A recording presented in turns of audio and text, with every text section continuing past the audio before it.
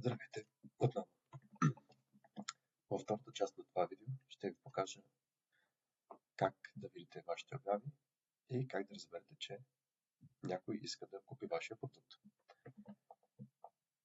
Както видяхме в първа част, публикувахме една обява за моркови. Как ще разберете, че имате кандидат? Когато кликнете на полето кандидати, ще видите, че за обявата моркови някой кандидатства. Може да разберете повече за самия кандидат, като натиснете бутона информация. Тук може да видите имейлът, къде се намира и телефон за контакти. Също така кандидатът може да остави и бележка за поръчката, както е в случая. Ако желаете да изтрите кандидата, просто натискате червения бутон и кандидатът ще бъде изтрит. За да одобрите кандидата, просто трябва да натиснете това. Така кандидатът разбира, че той е одобрен. Вие като фермер също можете да кандидатствате за различни продукти. Просто трябва да отидете в поле обяви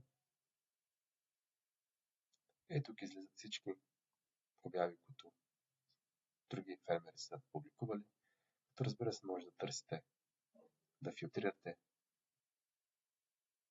като изберете една дума, като изберете тип, дали други, или хранителни продукти, или просто като филтрирате по област.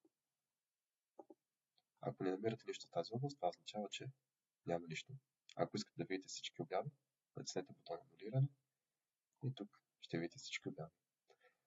Ако искате някаква обява да отиде да отгоре на менюто, просто натиснете зелената кутийка и тя ще се качи отгоре. Натиснете втори път и ще влезе там, където беше.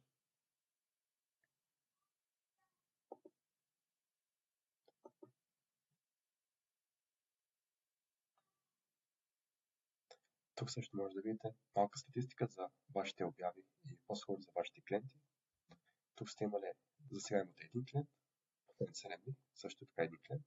Тук излиза малка таблица, в която да видите колко клиенти сте имали през последните дни, месеци и така нататък. Благодаря много.